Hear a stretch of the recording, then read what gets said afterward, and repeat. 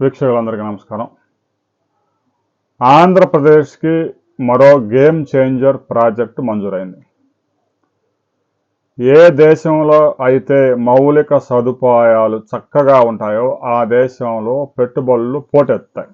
మౌలిక సదుపాయాలతో పాటు ఈజ్ ఆఫ్ బిజినెస్ డూయింగ్ అంటే పన్నుల పేరుతో, అనుమతుల పేరుతో వేధించకుండా వేల కోట్ల రూపాయల పెట్టుబడి పెట్టేవారికి మౌలిక సదుపాయాలు కల్పించి వెంటనే అనుమతులు మంజూరు చేసి పన్నులు తక్కువగా ఉంటే ఆ దేశంలో పెట్టుబడులు పెద్ద ఎత్తున వస్తాయి. దాని ద్వారా యువతకి ఉపాధి దొరుకుతుంది. అలాంటి పరిస్థితులు ఆంధ్రప్రదేశ్లో గడిచిన 2 సంవత్సరాల్లో దేశంలోకి వచ్చిన మొత్తం విదేశీ పెట్టుబడులు 50% ఆంధ్రప్రదేశ్కి వచ్చాయి.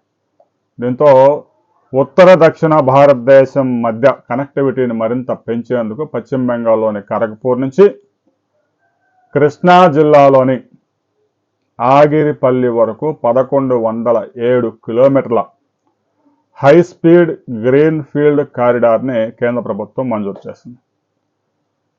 ఈ కారిడార్లో 450 కిలోమీటర్ల పైగా ఆంధ్రప్రదేశ్లోనే రాబోతా ఉంది.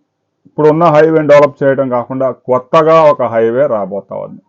ఈ హైవే కోసం భూసేకరణకి ఇప్పటికే జిల్లా కలెక్టర్లతో కేంద్ర జాతీయ రహదారుల సంస్థ సీనియర్ అధికారులు సంప్రదింపులు జరిపారు.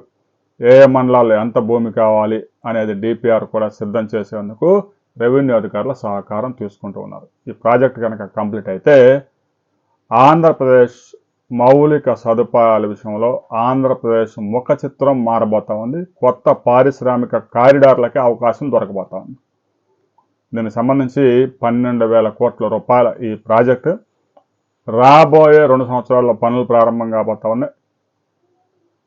ఎన్ని సంవత్సరాల్లో ఈ పనులు పూర్తి చేస్తారు, ఈ ప్రాజెక్టు ఎప్పటికీ అందుబాటులోకి వస్తుంది అనే వివరాలని రాబోయే కొద్ది రోజుల్లోనే కేంద్ర జాతీయ రహదారుల సంస్థ విడుదల చేయబోతా ఉంది. ఆ తర్వాత మరిన్ని వివరాలతో మరో వీడియోలో మనం కలుసుకుందాం.